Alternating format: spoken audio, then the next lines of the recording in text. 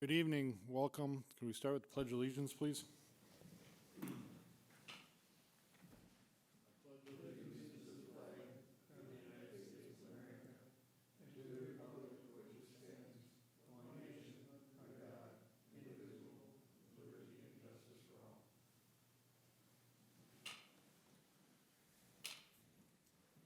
Roll call, we're all present. Approve agenda for Tuesday, January 14th. You got any changes? No changes or additions this evening. Second. Got a motion and a second to approve. All in favor, signify by saying aye. Aye. Same sign. Passed with everybody present. Preview and approve minutes from October 19th, or October 8th, 2019. Having looked them over and seeing only a couple of typos, and other than that, I haven't seen any discrepancies, so I would move for approval. Second that. We got a motion and a second to approve minutes from October 8th. All in favor, signify by saying aye. Aye. Opposed, same sign. Passed with all present.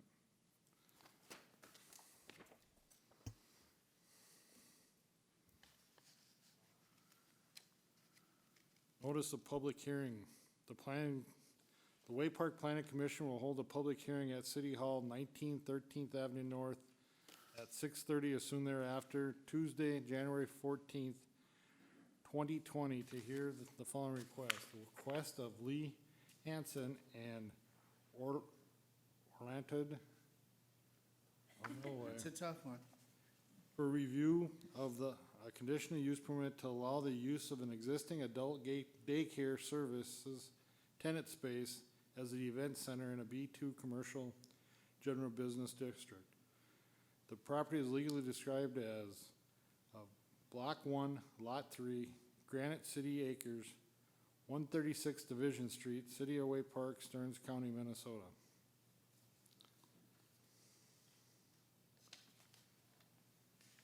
Public hearing is open at 6:32.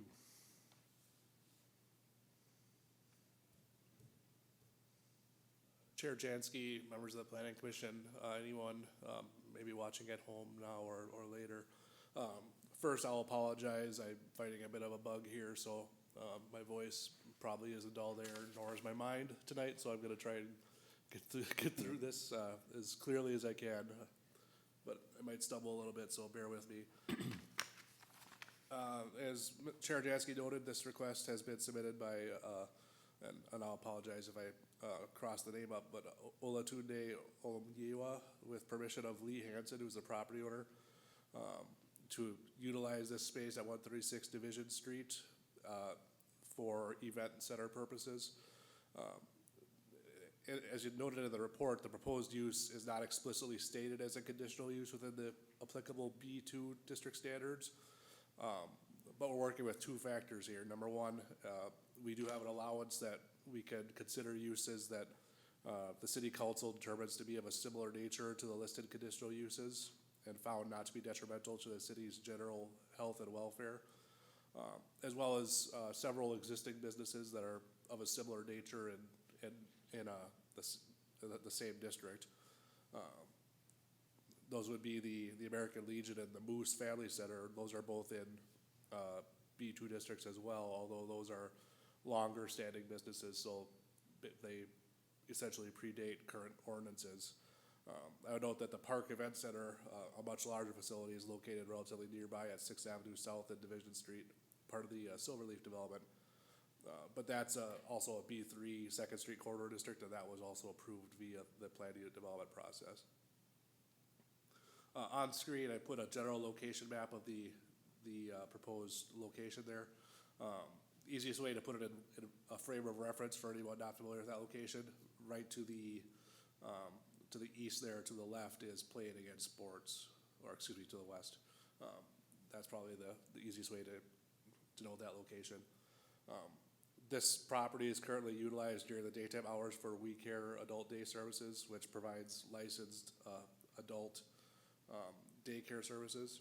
That use would remain and would continue to operate during the daytime hours. What the request is from the applicants is to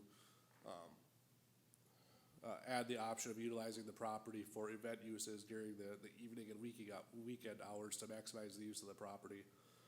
I included a copy of the narrative, which was submitted by the applicants, which outlined the proposed use. They did a really nice job putting that information together for us. I thought it did an excellent job kind of overlaying the request and what their proposal is. The proposed use of the property for allowable event center hours would be from Monday to Friday, 7 p.m. until 11 p.m. And on Saturday and Sunday from 9 a.m. until 11 p.m. There's no request or intent to utilize the property for events beyond these hours. Although from a staff's recommendations viewpoint, I would recommend incorporating an additional time allowance for cleanup after event completion. That's pretty common for event type facilities, that even though the event itself wraps up at say 11 p.m., it allows a bit of time for folks to be in there cleaning up, stacking chairs, putting stuff away and putting it back the way they found it. That's, I don't think that's unreasonable. The applicants have contacted a security firm regarding provision of security services, although they have advised that the type of events anticipated would not likely require security. I did visit with the police department staff on this and Chief Bendrud, and they would recommend, and I would concur, that they maintain the ability to have security on hand if they deem it necessary, but we would leave that up to the discretion of the facility manager, except in cases of outdoor or off-site events which may require additional review approval with specific requirements for security provisions. Most of the requirements for security are driven with alcohol service, liquor aspects, but the applicants have no intent to serve alcohol, and we would include that as a condition of approval, that there would be no alcohol service unless they would come back and seek to amend that at a later time if they choose to wish to add that. The facility has a license for food service from Stearns County, which is used for the adult daycare facility, but can also be utilized for the proposed event center use. No food is prepared on site though. It would be brought in or catered in from off-site for the event component at least. One issue that we look at closely is parking. If you remember, we had a similar, not an event center use, but some time ago we had a bingo hall that was looking at starting up locally, and that had a parking demand issue because of the type and the blend of businesses in that case drove a much higher parking demand than we have here. This property has fairly ample parking. The property owner has control of 93 stalls surrounding the property. They did submit a aerial overview as a sketch. The parking for the event center use during evening and weekend hours would also minimize conflict with surrounding businesses. As it turns out, the parking demand calculation for the event center is about the same as it is for the adult daycare service, just under the code requirement, so they're really not driving a formal demand that's higher, but realistically the demand is likely to be a little bit higher. I feel that there's enough parking to accommodate the uses on the property owner's property, but just as a little bit of a safety, I would also recommend a condition of approval to account for additional parking should it become an issue in the future. But the space honestly it's not a huge space, so you're not going to be having hundreds of people in the space that would have a very large parking demand. This is probably pretty fairly small to medium-sized gatherings, so I don't see that parking is likely to become a major issue. I would recommend approval of the request with the following conditions, and I'll put them on the screen here as well for anyone that's interested to see if I can get them all on here. There we go. Again, recommend approval of the conditional use permit with the following conditions. Number 1, hours of operation shall be limited to 7 p.m. to 11 p.m. Monday through Friday, and from 9 a.m. to 11 p.m. Saturday and Sunday.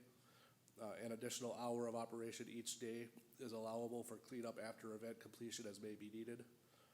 Essentially, they could go until midnight. Event wrap up at 11, with everybody, totally, out of the property by midnight. Number two, any utilization of outdoor space in parking lot or otherwise, shall be subject to additional review approval by city on an event-by-event basis. Number three, alcohol service is prohibited.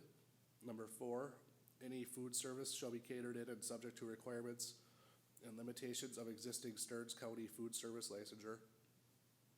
Number five, maximum occupancy of facility for event space use shall be determined by building official and posted accordingly in common area of building. Number six, parking stalls on property marked as reserved for other businesses shall not be utilized except with express permission of those businesses. And lastly, number seven, if parking demand repeatedly exceeds capacity of property, owner shall be responsible for making arrangements for additional parking within adjacent property or other property within 300 feet, and demonstrating to city how additional parking has been accommodated. Those being the recommended conditions of approval, I would open it up for questions or comments. Okay. This is a public hearing. Anybody from the audience wants to speak, yea or nay, or I'm here to if you could represent the come up to the organization. podium, please, and state your name. And address as well, thank you. Sorry, Name and address. my name is Amy Schmiesing. Thank you. I'm actually from Sauk Center, but I work for this organization. And you need me to spell my last name? That would be helpful. SCHMIESING.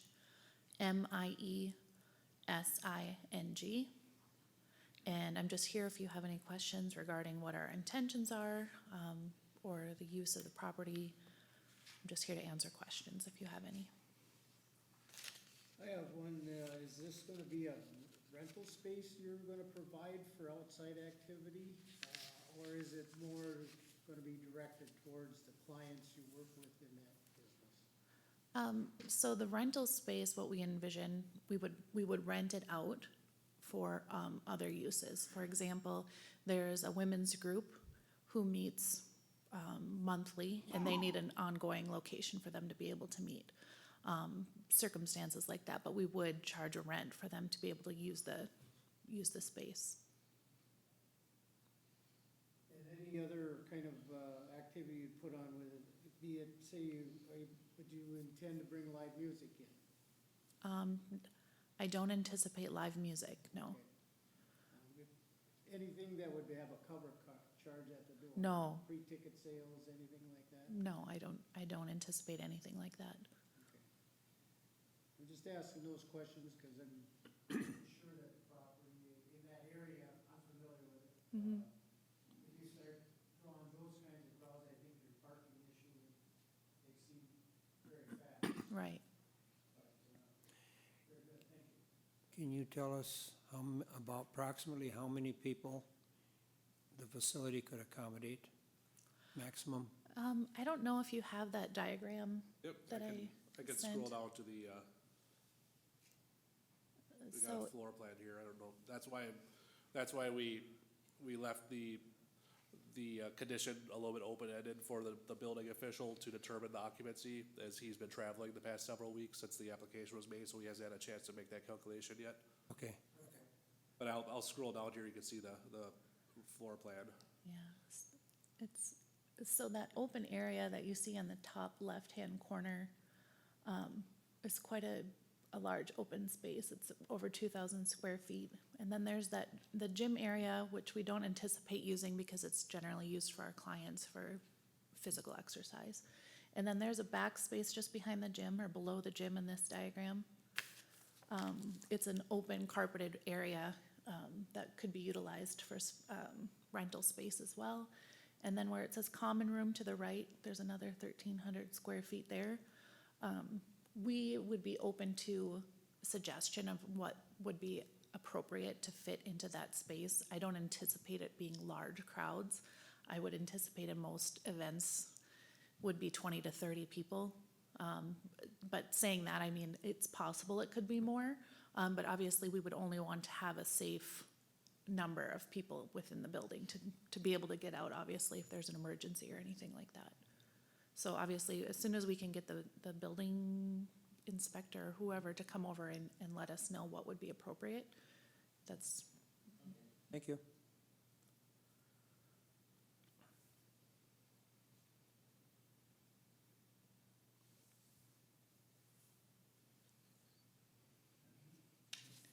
I move we close the Thank you. public hearing. Thank you for your time. thank you. I move we close the public hearing. Second. We got a motion, and a second to close the public hearing. All in favor, signify by saying aye. Aye. Close same sign. Public hearing closed at 6:45.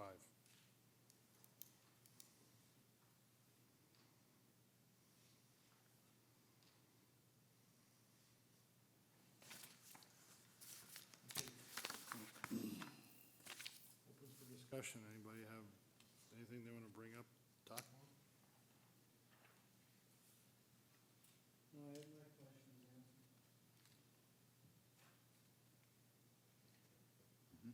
There's none, I move to approve as conditions stated.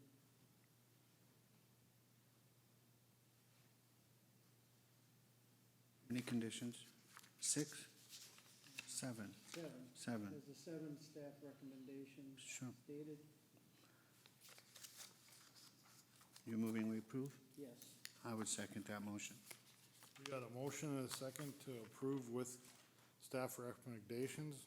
All in favor, signify by saying aye. Aye. Opposed, same sign.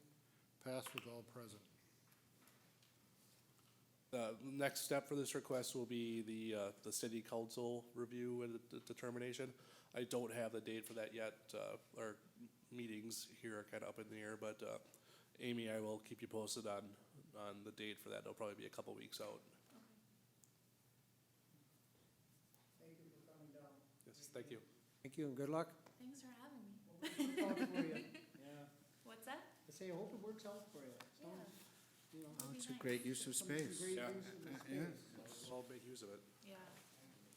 I do appreciate, just as a note, that they reached out to me some time ago when they're even very early in considering this. A lot of the times we get into this, kind of uses after the fact when things open up, but these requests go really smoothly when people kind of give us a call and ask, hey, can we do this? Can we make it work? So appreciate your thorough application information. It makes our job a lot easier in making a review and recommendations. You're welcome. John, is there any updates or any? I don't have any updates at the moment. No, go ahead. I will, I do ask. I was driving by our lofts, or the apartments we approved upstairs. And I noticed they're advertising 1 and 2 bedroom. I thought when we voted that in, that was to be 1 bedrooms with a den. Like a or- Yeah, that's what I recall as well. I'll check into that and clarify. I hadn't noticed that. I don't know if there's anyone even in those right now yet. It's empty, they're empty spaces that I can tell right now. I mean, there's no curtains or anything on the window, but I drove by yesterday and I just happened to be caught at the light there and I looked over and I noticed that they were advertising 1 and 2 bedrooms. Yeah, I'll confirm and I'll report back to you. I'll speak with the owner there. An issue that I've been running through my mind for a while. I'm uncomfortable with the plating process for using preliminary and final plat, and we approve them all at once and so on and so forth. Is there a different format we could use? Say a plat comes in and we, think it's okay, we approve it as said, rather than having a preliminary and final. It seems to me a little ludicrous to be approving a preliminary and a final plat with 1 vote. I'm wondering if we can just have a plating process where we have a plat, and if we think we need more information and so on and so forth, we table it. Rather than having a preliminary, we go through a preliminary and final plat process all at once. It just doesn't seem like the proper way to do that. Well, we've done preliminary and final plats concurrently for plats that seem relatively nominal, pretty straightforward without any major issues. We can require that they would have to submit a preliminary first and then come back with a final later after it gets approved. But what we try to do is make it not so onerous on people, and try and minimize the number of meetings required. But there's no reason why, if there's a preference, we can't have them do it separately. Is there a need to do preliminary and final? Yes, there is. The preliminary and final plat process is established by ordinance and state statute. That's the way it's outlined. It's just that, they can be done concurrently at the same time. I agree, it's not, not always sometimes it gets a little messy, but that's what's allowed for. And in most cases, if we're looking at a subdivision of a couple lots, it's usually we have most of the issues ironed out before they actually come in, because before anyone on the planning commission sees them, there's always a sit down, with our staff, with the city engineer, with the public works, so they've been through the rigor pretty well by the time they get here. But sometimes things do come up that we can't account, that we can't plan for, so we do get hiccups here and there. But if there's a desire to go back and just require that they do one at a time rather than together, I don't have an issue with that. It's just gonna be a little bit longer. No, and I agree. I think it's good to expedite it for people if you can. I didn't realize there was a need or a statute for Yep. to have a preliminary there and is. final. I thought we could lump them together and have a plat, rather than, No, Steps. the preliminary and final, it's more just the kind of the legal side of it. The final one is the one that gets recorded. It's a little more, concise. It just has the boundaries and things. The preliminary is the one that it's more of the working copy that has the, more info on utilities and kind of the nitty-gritty stuff that most folks aren't gonna care about that much. But yeah, that's the rationale behind it. okay, all right, that's fine.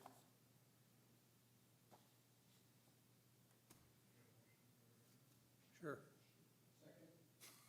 A motion and a second for adjourn. All in favor, signify aye. Aye. Being adjourned, 6:52.